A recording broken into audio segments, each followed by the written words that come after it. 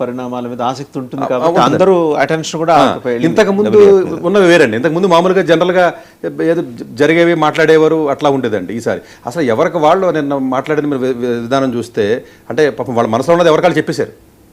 అంటే ఇదే రెగ్యులర్గా ఏదో ఒక ఎకనామికల్ గ్లోబల్ పీసో లేకపోతే వేరే ఆ ఆస్పెక్ట్లో కాకుండా హైలైట్ ఏంటంటే యూరోపియన్ యూనియన్ కమిషన్ చైర్పర్సన్ ఆవిడ మాట్లాడారు. అండ్ ఫ్రాన్స్ ప్రెసిడెంట్ ఫ్రాంకోయిస్ ఆయన ఇమాన్యుయల్ మాక్రోన్ మంచి కలజోడు పెట్టుకుని వచ్చాడు. చాలా ఆయన గట్టిగానే చెప్పాడంటే.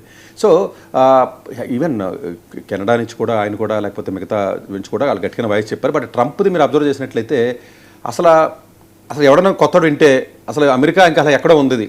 అసలు ఇంకా నెంబర్ 1 మాకు దగ్గరలో కూడా ఎవరు లేరు. నేను వచ్చిన తర్వాత అన్ని చేశాను. ఆయనే తర్వాత ఇంకెవరైనా ఆయనే, అమెరికా కూడా కాదు ఆయనే. ఇంకా అసలు నా దరిదాపుల్లో కూడా ఎవరో లేరు. అన్ని నెంబర్స్ అన్నీ కూడా తప్పండి. ఇప్పుడు ఇన్ఫ్లేషన్ దగ్గర నుంచి అన్ఎంప్లాయ్మెంట్ దగ్గర నుంచి మీకు ఆయన ఇచ్చిన నెంబర్ చూడండి. అన్ఎంప్లాయ్మెంట్ రేటు లోయెస్ట్ 50 years ఉందని చెప్తున్నాడు. ఇన్ఫ్లేషన్ అసలు ఇప్పుడు దాకా లేదు, ఎంత తక్కువ ఉంది 1.5% అంటాడు.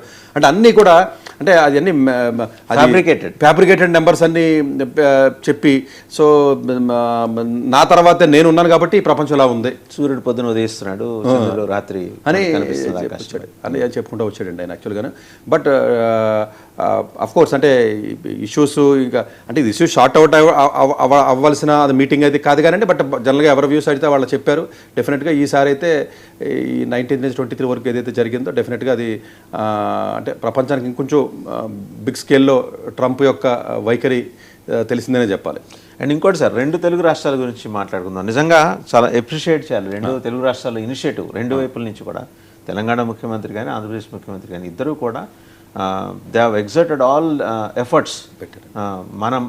మన రాష్ట్రాలు, తెలుగు రాష్ట్రాలు ఎంత అనుకూలంగా ఉన్నాయి పెట్టుబడులకి అని చెప్పడంలో.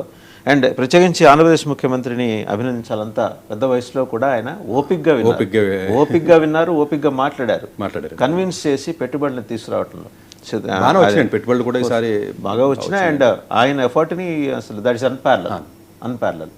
అంటే యువ మంత్రులతోటి, యువ ముఖ్యమంత్రులతో కూడా పోటీ పడి మరి ఆయన చేసిన పట్టు ప్రతిదానికి ఆయన దగ్గర హోంవర్క్ ఉంటుంది. అలా వెళ్ళి అదాటను మాట్లాడారు. ఏమంటారు? అవునండి. సో యాక్చువల్గా ఈసారి మనకి ఆల్మోస్ట్ బిగ్ రియల్ ఎస్టేట్ ఇప్పుడు RMZ కానివ్వండి, లేకపోతే బ్రూక్ ఫీల్డ్ కానీ ఈ పెద్ద ఈవెన్ UAEకి సంబంధించినటువంటి కానీ చాలా ఇన్వెస్ట్మెంట్స్ మనకి రావడం జరిగిందంటే. సో అట్లాగే పర్టికులర్గానండి టెక్నాలజీకి సంబంధించి చంద్రబాబు నాయుడు గారు అంటే టెక్నాలజీ అన్నట్టుగాను ఓవరాల్గానే వరల్డ్ వైడ్ ఆయనకున్న ఇదైతే ఉందో ప్రజెంట్ కూడా అంటే ఫార్చునేట్గా టెక్నాలజీ వైపు ప్రపంచం మొత్తం చూస్తుంది. అంటే టెక్నాలజీని ఎవడైతే వెళ్తాడో వాడే ప్రపంచాన్ని ఉన్నట్టు ఉన్నది. సో అది ఆపర్చునిటీస్ ముందు అందిపుచ్చుకోవాలి. ఇప్పుడు క్వాంటమ్ వ్యాలీ మనకి పెట్టారు. ఇప్పుడు కోలివింగ్ స్పేసెస్ అని చెప్పేసి ఆల్మోస్ట్ అన్ని సిటీస్లో మన ఆంధ్రప్రదేశ్లో పెడతానని చెప్పారు. సో ఈ టెక్నాలజికల్గా ఉన్నటువంటి ఏవైతే ఎలాంటి ఆపర్చునిటీ వచ్చినా కూడా డెఫినెట్గా ఆయన ముందుకే ఉండి ఆ ఇన్వెస్ట్మెంట్స్ తీసుకురావడానికి కానీ లేకపోతే ఆ పెట్టుబడులకు కానీ ఇదంతా కూడా ప్లస్ ఇంకొకటి కూడా ఏంటంటే ఇన్వెస్టర్స్ కూడా ఎందుకు ఆయన దగ్గరికి అంటే ఇన్వెస్టర్స్ ఎలాంటి రిక్వైర్మెంట్స్ ఉన్నా కూడా ఆయన అది ప్యాసిఫై చేస్తాడు. అంటే ఆయన ఇదవుతాడు అంటే దెర్ ఇస్ నో అడ్రస్ చేస్తాడండి. ఇట్స్ నాట్ దట్ అంటే అటు సైడ్ కూడా ఆలోచిస్తాడు. అంటే మనం ఇటు సైడ్ కదండి, అటు సైడ్ ఉండి రూపాయి పెట్టేవాళ్ళ వైపు నుంచి కూడా ఆలోచిస్తాడండి. అంటే వాళ్ళని దొంగల కింద చూడరు. కొంతమంది అనుకోండి ఇన్వెస్ట్మెంట్ పెట్టడానికి వచ్చేయండి దొంగడేమో అన్న ఒక రకమైనటువంటి ఫీలింగ్ ఉంటుందండి. అట్లా కాకుండా ప్రొయాక్టివ్ అంటే ఆల్మోస్ట్ మీకు మొత్తం ఈ ఏప్రిల్ తీసుకున్నట్లయితే ఆల్మోస్ట్ చాలా ఇన్వెస్ట్మెంట్స్ వచ్చినాయండి. ఆల్మోస్ట్ భారతదేశంలో వచ్చిన ఇన్వెస్ట్మెంట్స్లో 23-24% వరకు మనకి ఆంధ్రప్రదేశ్కి వచ్చినాయి. బట్ ఈ డీల్లో ఇప్పుడు దావోస్ డీల్లో చూస్తే ఆల్మోస్ట్ 12,000 కోట్ల దాకా. అంటే ఇంకా నెంబర్స్ కరెక్ట్గా రాలేదండి, ఎందుకంటే ఇప్పుడే మనకి ఎందుకంటే 12,000 ఇంకా అవ్వాలండి వాళ్ళని. బట్ ఫస్ట్ టైం అండి అస్సాం రిప్రజెంటేషన్ చేసింది ఈసారి. సో 1 lakh crores వచ్చిందండి టోటల్గా. అదాని మేజర్గా ఆల్మోస్ట్ 6 lakhs crores ఇన్వెస్ట్మెంట్స్ వరకు కూడా వాళ్ళు ప్రొజెక్ట్ చేయడం జరిగిందండి. సో మేజర్గా ఫుడ్ ప్రాసెసింగ్ కానివ్వండి మొత్తం మిగతా అన్ని ఆస్పెక్ట్స్లో కూడా మీకు అస్సాం కూడా ఈసారి రిప్రజెంటేషన్ చేసింది. మిగతా అన్ని స్టేట్స్ యూపీ కానీ మహారాష్ట్ర ఎక్కువ హైయెస్ట్ యాక్చువల్గా 15 లక్షల కోట్ల వరకు కూడా వాళ్ళకి ఇన్వెస్ట్మెంట్స్ మహారాష్ట్ర తెచ్చుకోగలిగింది. అఫ్ కోర్స్ అది పెద్ద రాష్ట్రం అనుకోండి మనం కంపారిజన్ పేరున్నట్టే అది పెద్ద రాష్ట్రం, చాలా పెద్ద రాష్ట్రం కదండి. మీకు తెలిసిందే కదా sir, BMC Brihan Mumbai municipal corporation దాని బడ్జెట్ చాలా దేశాల బడ్జెట్ కన్నా ఎక్కువ ఉంటుందండి.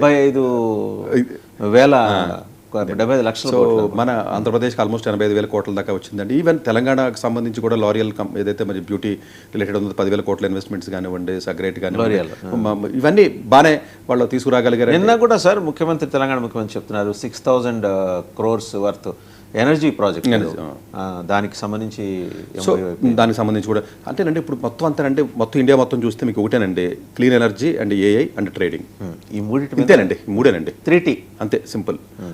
అట్లాగేనంటే ఈ మామూలుగానండి ఇప్పుడు ఎవరైతే మనకి IBM CEO ఎవరైతే మీకు అరవింద్ కృష్ణ ఉన్నారో లేదా వాళ్ళు కానీ వీళ్ళందరూ మన మినిస్టర్స్ ఎవరైతే ఉన్నారో IT మినిస్టర్ వీళ్ళందరూ, మీరు అశ్విని వైష్ణవ్ వీళ్ళందరూ కూడా మొత్తం వరల్డ్లో చైనా US అలాగే డామినేట్ చేస్తుంది టెక్నాలజీలో. మన థర్డ్ ప్లేస్కి మనం వెళ్ళాలి అన్నది ఒక సంకల్పం బలమైన సంకల్పం బలంగా ఉందండి. సో ఒకటి అందులో అసలు ఏమీ లేదు. ఆ బలమైన సంకల్పం ప్రకారం ఆల్మోస్ట్ 12 ఈ సంవత్సరం వాళ్ళు చెప్పడం ఏంటంటే 12 లక్షల కోట్ల ఇన్వెస్ట్మెంట్స్ అని ఓన్లీ ఏఐకి సంబంధించి టెక్నాలజీ సంబంధించి వస్తాయని చెప్పేసి వీళ్ళు బలంగా నమ్ముతున్నారు. ఆల్రెడీ చాలా వచ్చినాయి, 24 స్టార్టప్స్ అండి. సెమీ కండక్టర్స్ ఆ రోజు పెడతానంటే ఎక్కడ వస్తుంది ఏంటి అనుకునే 24 స్టార్టప్స్కి ఆల్మోస్ట్ 19 స్టార్టప్స్ వరకు కూడా ఫండింగ్ వచ్చింది. ఆల్మోస్ట్ మిగిలినవి జరుగుతున్నాయి. 12 సొంతంగా భారతదేశం యాప్స్ తయారు చేసుకోగలిగింది. ఆల్మోస్ట్ అవన్నీ కూడా డిఫెన్స్లో ఓన్ యాప్ ఇప్పుడు వాడుతున్నామండి మనం, మన ఇండియన్ డిఫెన్స్కి సంబంధించి. సో ఇది నెమ్మదిగా స్టార్ట్ అవుతుంది. అంటే వాళ్ళు ఏమంటారంటే సెకండ్ టైర్ ఏఐలో ఉన్నామండి మనం ఈ రోజుని.